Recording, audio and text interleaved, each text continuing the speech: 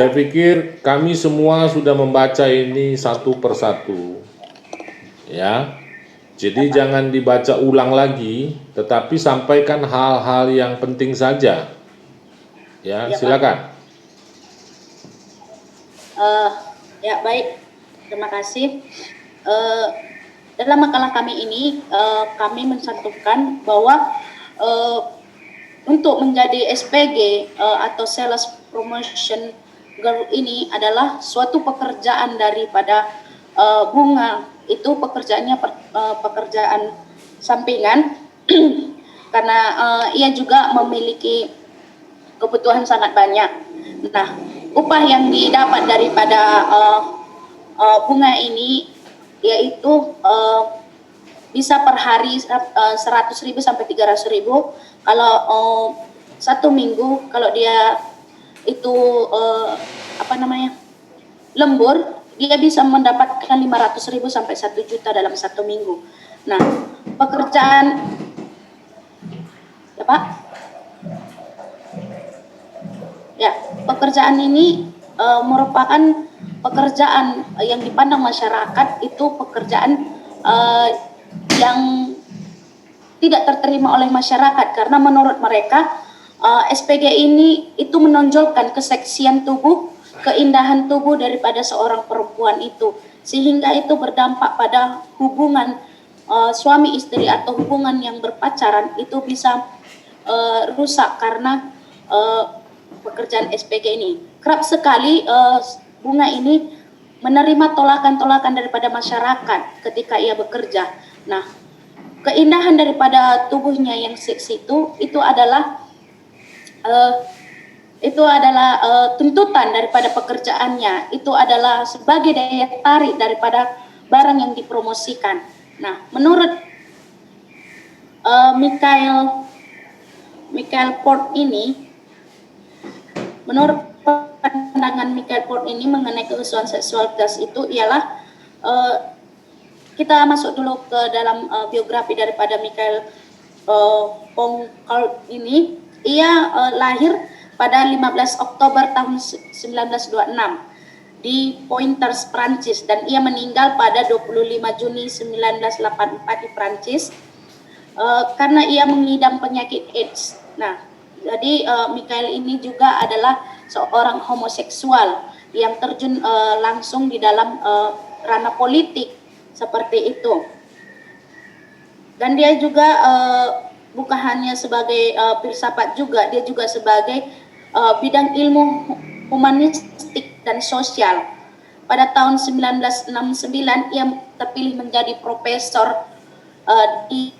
profesor The History of System of Thought di College de France, salah satu universitas tertinggi. Nah, di sana juga Michael ini adalah mahasiswa yang berprestasi di dalam kampusnya pada saat itu. Pada tahun 1970-an, Paul sangat aktif di bidang politik. Nah, sama seperti saya katakan tadi, Bapak dan saudara-saudari, dia adalah orang yang pintar, dia adalah orang yang terjun langsung aktif di dalam bidang politik seperti itu. Nah, dari tahun 60-an sampai 70-an dia sebagai seorang pemikir subversif dan ikonoklastik. Pemikirannya itu berupa menunjukkan bahwa segala sesuatu itu memiliki sejarah. Nah, menurut Michael ini juga ia memahami bahwa kekuasaan tidak seperti biasanya dipahami oleh kebanyakan orang yang rentan jatuh dalam pemahaman kekuasaan yuridis. Kekuasaan tidak selamanya berpusat pada oknum atau larangan. Bagi Paul, cara pandang tersebut dianggap terlalu miskin, menonton, tidak inovatif, dan cenderung hanya memproduksi mekanisme kekuasaan yang barangkali sedang dikritik. Menurut Paul juga tidak cukup memahami kekuasaan hanya sebatas hubungan negatif. Sistem binar, siklus larangan, logika sensor, ataupun keseragaman serat apparatus. Kekuasaan itu juga perlu dilihat secara berbeda-beda. Menurut dia bukan hanya sebagai himpunan saja, lembaga yang menjamin kepatuhan warga, penduduk, dan dominasi atau sekelompok-kelompok lainnya dalam masyarakat. Nah, saya pertama akan mengomentari bahwa ya makalah ini sebetulnya apa mau saya katakan ya? Ya memiliki banyak kelemahan-kelemahan. Kenapa saya katakan demikian? Pertama, saya nggak tahu nih, ini di mana ini kalian melakukan semacam penelitian kecil ini. Saya nggak tahu di mana. Ya, itu satu. Kemudian, kedua, bahasa yang kalian gunakan di dalam paper ini bahasa buku. Dan itu karena kalian mengutip, maka saya akan mengajukan pertanyaan apa yang kalian kutip. Saya harapkan yang kalian kutip dari buku-buku itu sudah kalian mengerti, maka kalian kutip. Baik, contoh, kita mulai dulu dari paragraf pertama, pendahuluan, kelompok ya.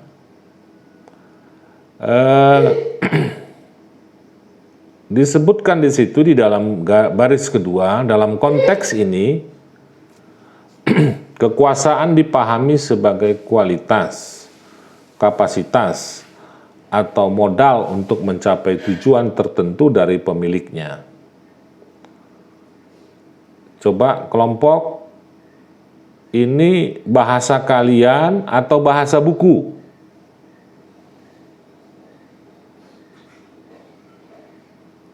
Kalian kutip langsung atau bahasa kalian sendiri?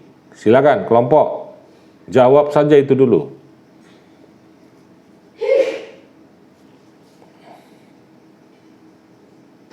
Kelompok, jawab saja. Ini bahasa sendiri, bukan bahasa buku ya. Hah? Oke, kalau bahasa kalian sendiri, saya akan bertanya. Apa artinya itu? Kata itu tadi yang saya bacakan. Dalam konteks ini, kekuasaan dipahami sebagai kualitas, kapasitas, atau modal untuk mencapai tujuan tertentu dari pemiliknya. Coba jelaskan kelompok.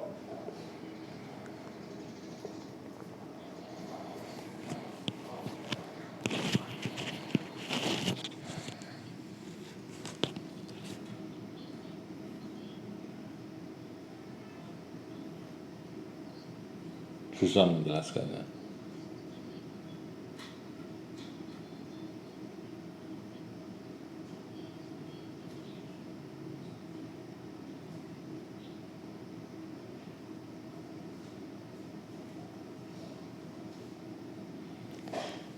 Lalu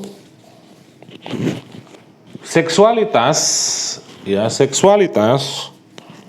itu diatur dan diarahkan untuk membentuk suatu individu yang patuh. Maksudnya apa?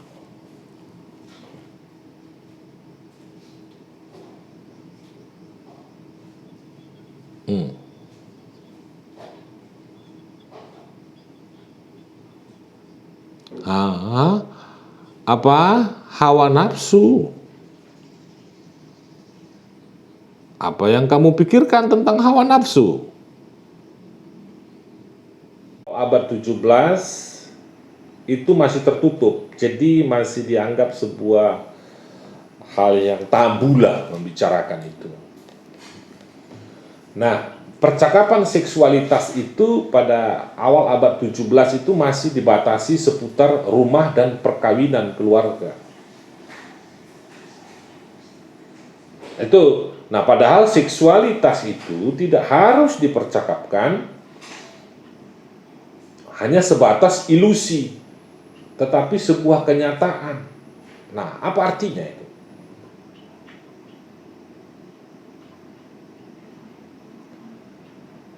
Bahwa seksualitas itu akan berdampak Jadi kalau bicara tentang seksualitas itu bukan soal bukan soal tidur gitu ya, bukan soal tidur, bukan soal kemolekan-kemolekan semata, bukan itu yang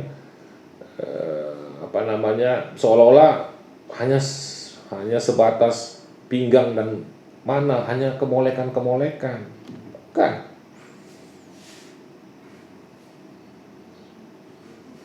Kenapa?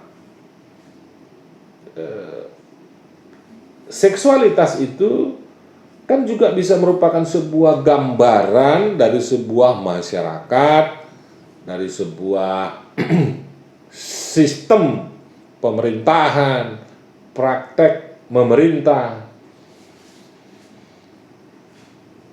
Nah, dalam hubungannya dengan ekonomi misalnya, Foucault itu digambarkannya sebagai sebuah praktek memerintah.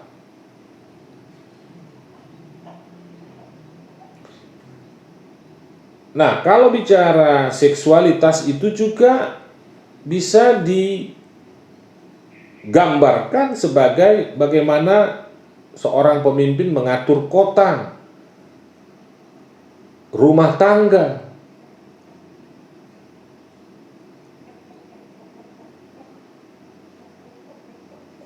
Nah, ada 3 hal sebetulnya yang membentuk seks itu menurut Foucault. Yang pertama itu pembentukan ilmu pengetahuan yang berhubungan dengan seksualitas.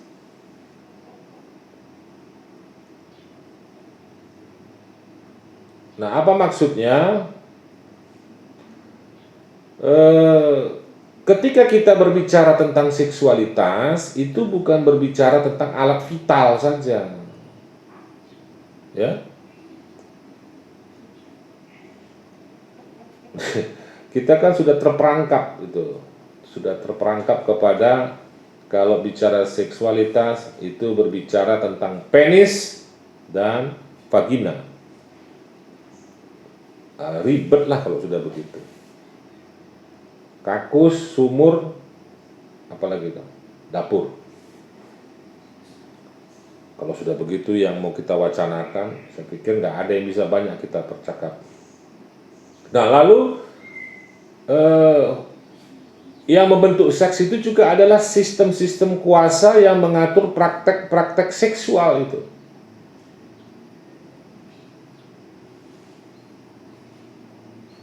Nah, misalnya bagaimana ketika di dalam tradisi, katakanlah tradisi Alkitab, di mana perempuan itu laki-laki itu selalu benar meskipun dia memiliki simpanan, dia tetap benar.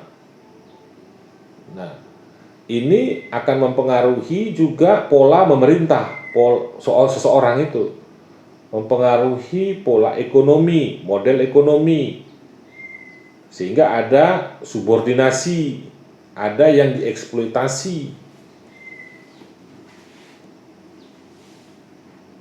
Nah, lalu 3 hal yang ketiga yang dapat membentuk seks itu adalah bentuk-bentuk di mana individu mampu dan mengenal diri sebagai subjek seksual. Nah, sehingga tesis Foucault itu bahwa seksualitas bukanlah sebuah realitas alamiah, melainkan sebuah produk sistem wacana dan praktek kekuasaan. Meskipun tampaknya seksualitas itu alamiah. Nah, memang tidak pernah berhenti percakapan tentang seks. Ya, di satu pihak sibuk menceritakan dosa-dosa yang terkait dengan seks, atau kadang mungkin disebut dengan dosa kedagingan. Itu tidak lagi diceritakan secara detail dan tersurat. Nah, sementara di pihak yang lain, pengakuan dosa itu sendiri saja tidak cukup.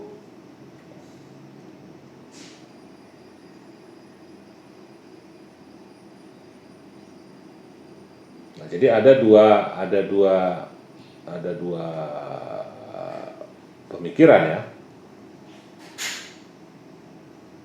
kita kan dalam pertemuan Tesos ya, minggu lalu itu ya, siapa si Gideon Pinem ya. Nah, itu.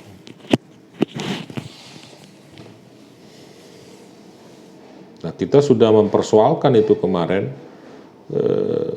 bagaimana perspektif kita melihat kembali, mendudukkan kembali cara melihat kita tentang seorang pelacur kan.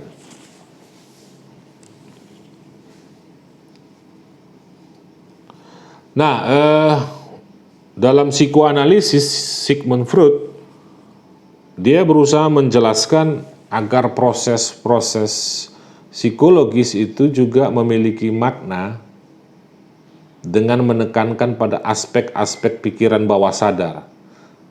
Nah, Freud berkesimpulan bahwa masa kanak-kanak itu menjadi penentu kehidupan seksnya di masa depan. Ya. Apa itu artinya? Menurut Freud, pengalaman seksual yang terbayang di masa kanak-kanak itu jika salah dipahami, maka ketika dewasa justru menjadi memori yang akan nyata dengan cara menafsirkan peristiwa-peristiwa yang dialaminya tersebut. Artinya ketika pada masa kanak-kanak pemahaman seks yang diberikan berbeda dengan kenyataan seks yang dilihatnya pada saat dewasa, maka seseorang itu akan mengalami penyakit seks. Itu Sigmund Freud. Ya. Jadi kan kita selalu dikatakan nggak boleh ngomong ini misalnya, itu dosa. Nah, lalu ternyata ketika dia dewasa, dia lihat loh, ini kok semua terbuka. Ya.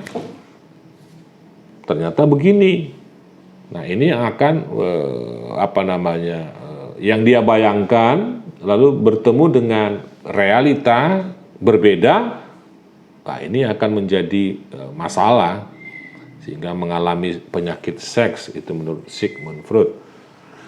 Nah, di dalam pandangan Yunani klasik, seks bukanlah sesuatu yang buruk. Sebagaimana paham agama Kristen masa lalu. Seks adalah sesuatu yang natural, baik, dan mendatangkan kenikmatan. Nah, selain itu dalam setiap praktek seksual seorang manusia, sebenarnya yang membentuk suatu sikap seksual itu adalah kesadaran akan kebebasan, tanggung jawab, dan pilihan moral, baik terhadap diri sendiri, maupun terhadap orang lain.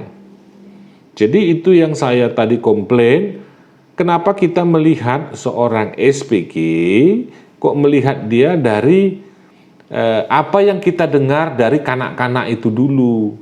Ya kan, kalian kan dibentuk, misalnya di sini nggak boleh pakai ini, tiba-tiba kalian keluar, ketemu dengan dunia lain, katakan sebetulnya bukan dunia lain itu, artinya apa? Tetapi masuk dalam konteks yang sebetulnya itu ada di dunia ini, kalian akan mengatakan, waduh ini tidak seperti yang diceritakan oleh orang tuaku. Harusnya perempuan jangan pakai rok seperti ini, gitu ya.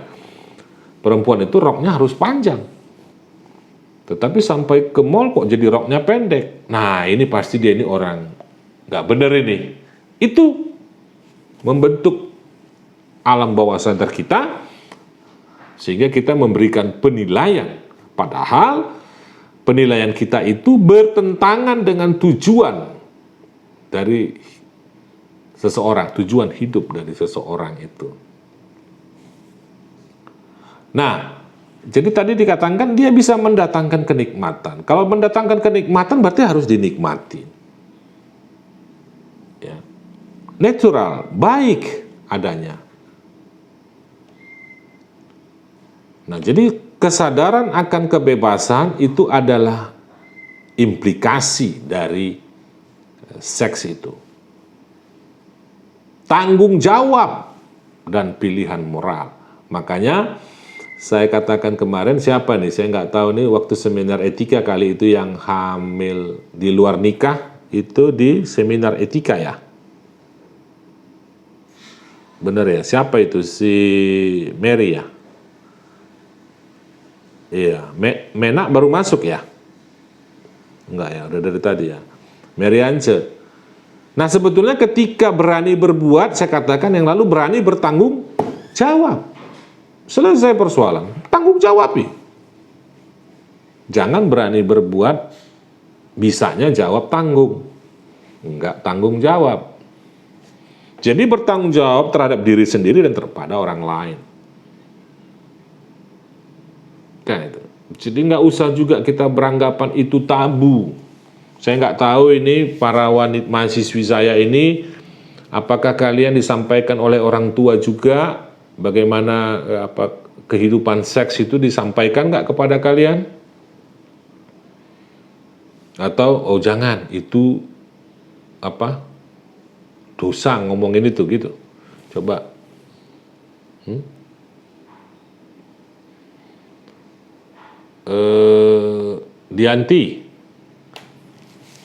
Dianti, sejauh mana kepadamu disampaikan tentang seks oleh orang tuamu?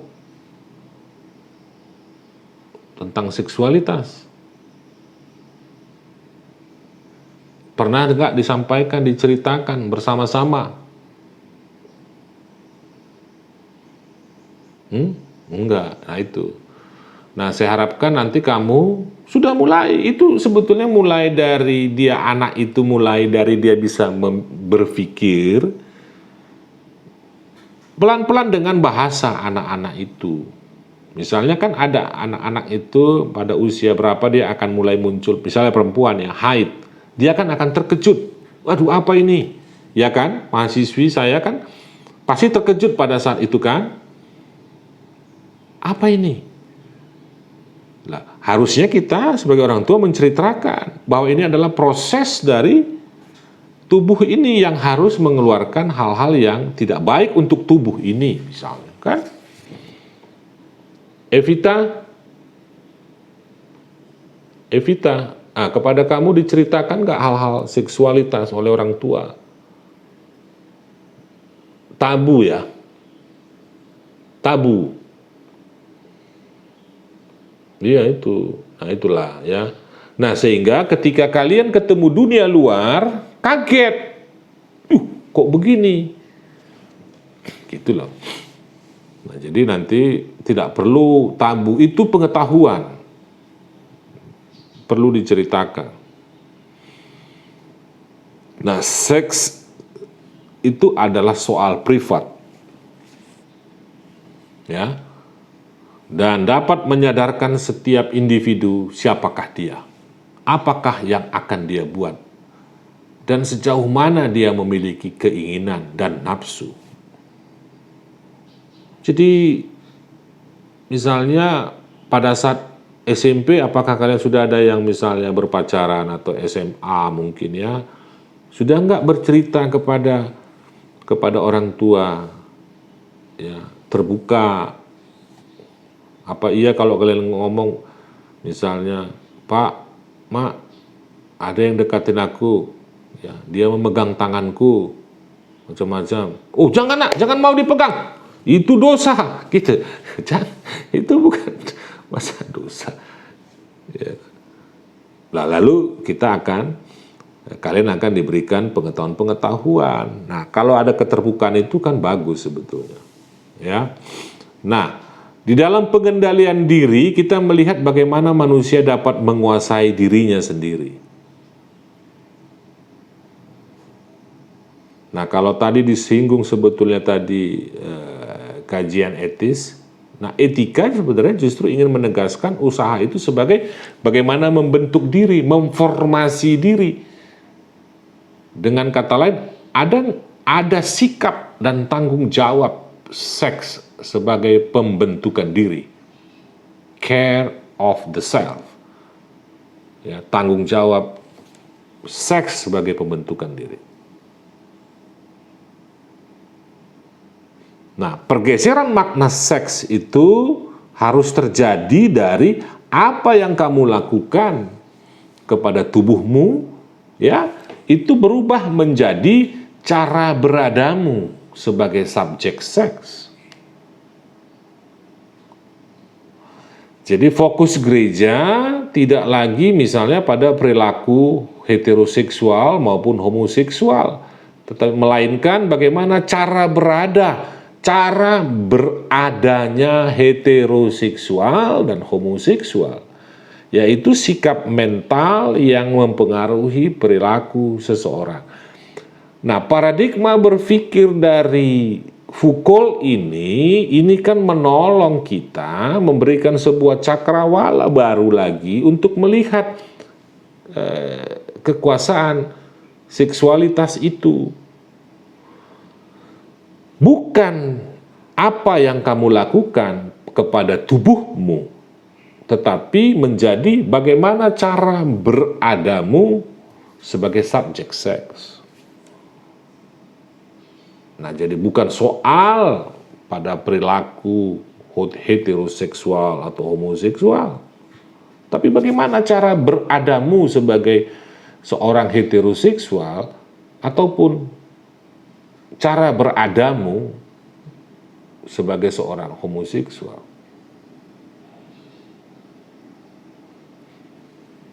Nah, terjadilah dikotomi apa yang disebut dengan publik domestik.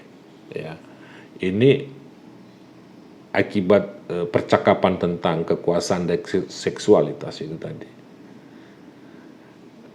Nah, memang ini sebetulnya tidak begitu kentara pada masalah hubungan laki-laki dengan perempuan. Ada publik, jadi kalau publik itu biasanya selalu laki-laki, domestik itu perempuan. Nah, namun pada tataran praktis, dikotomi tersebut memang dapat melahirkan kerugian dan ketidakadilan bagi perempuan, seolah-olah kalau bicara publik itu laki-laki lah. Maka kalau anggapan bahwa laki-laki yang harus menjadi cari uang, keluar dari rumah ke publik, maka perempuan mengurusin rumah, ya, domestik. Baik. Nah, dikotomi publik domestik itu sering tadi saya katakan kan diibaratkan, diletakkan seperti laki-laki dan perempuan. Jadi kalau laki-laki itu urusan publik, lalu domestik itu urusan perempuan. Makanya kalau yang cari uang katanya itu harus yang laki-laki lah. Ya, kan seperti itu masih kentara juga, seolah-olah perempuan nggak boleh cari uang. Loh, enggak lah. Ya. Nah,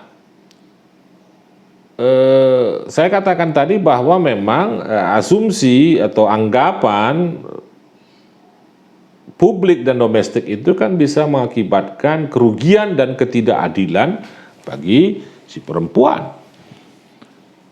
Kenapa? Karena dunia publik itu dengan jelas menetapkan sejumlah peraturan menggunakan ukuran-ukuran rasional, sementara itu dunia domestik tidak memiliki aturan yang baku, ya dianggap alamiah lah. Kalau di dunia publik itu kan ada banyak aturan, jam kerja, macam-macam lah ya, ukuran-ukuran rasional. Kalau di domestik, di rumah kan tidak ada yang mengatur. Nah, sehingga pemikiran itu mengakibatkan masalah-masalah yang muncul dalam dunia domestik tidak dianggap masalah. Karena tidak ada aturan yang baku gitu.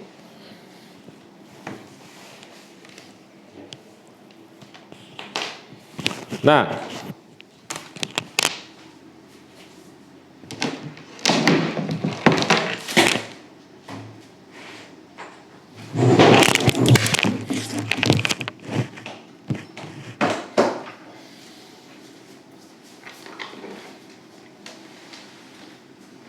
selanjutnya bidang domestik juga tidak mendapatkan penghargaan yang cukup. Seperti bidang publik, ya kalau di bidang publik itu ada penghargaan dan seterusnya, tetapi kalau di ruang domestik kurang ada penghargaan. Ya kadang-kadang meskipun seorang perempuan itu dianggap ratu, namun pernyataan itu hanyalah sebuah lip service. Ya. Makanya sekali-sekali tolong diberikan pujian, kalaupun mamanya masak, ya sebutkanlah makananmu enak. Ya. Kalau nggak enak ya telan aja, tapi kalau enak katakan enak. Kalau di luar kan seorang laki-laki itu kalau dia dianggap bekerja di ruang-ruang publik, dia ada penghargaan kalau dia berhasil. Tapi kalau di ruang domestik sepertinya tidak. Nah, lalu sering juga memberikan akibat dikotomi publik dan domestik itu dianggap kodrat. Sesuatu yang sudah baku dan tidak perlu dirubah, ya.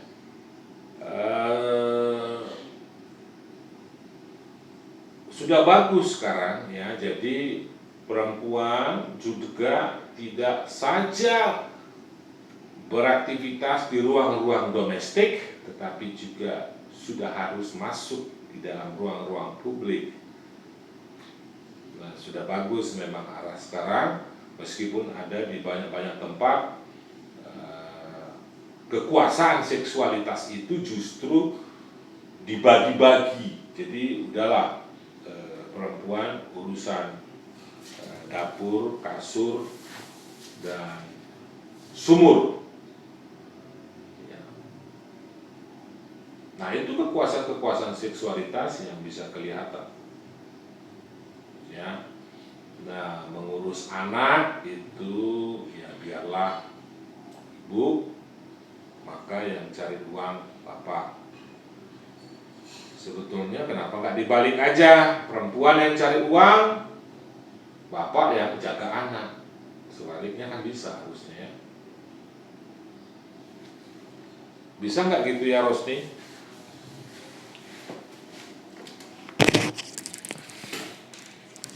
Bisa ya, bisa. Nah, sekarang bagaimana ini berdampak bagi gereja? Sebetulnya gereja bukan lagi sekedar sebagai pengawas perilaku fisik. Saya suka selalu berdebat soal itu. Gereja bukan polisi yang mengawasi perilaku-perilaku fisik. Itu dulu cara berpikir yang sudah jauh ketinggalan. Tetapi bagaimana sekarang gereja melakukan infiltrasi yang lebih dalam lagi, yaitu bagaimana membenahi sikap mental seseorang. Ya. Bukan sebagai pengawas perilaku, pemberi hukuman tanpa melakukan pembenahan dari dalam. Nah, kewibawaan gereja itu sebetulnya di era ini adalah bagaimana mengembalikan subjektivitas seksual seseorang. Jadi yang tidak kita setujui adalah bentuk-bentuk seksualitas yang melecehkan, yang merendahkan. Itu yang tidak kita setujui. Jadi bagaimana mendudukkan kembali bahwa gereja sudah harus melupakan dulu kekuasaannya sebagai seorang katakanlah sebagai lembaga yang memiliki wibawa-wibawa yang berhak mengatakan ini benar, ini salah. Tetapi bagaimana jika itu dirubah menjadi masuk lebih dalam, mulai membenahi sikap mental mulai dari anak-anak.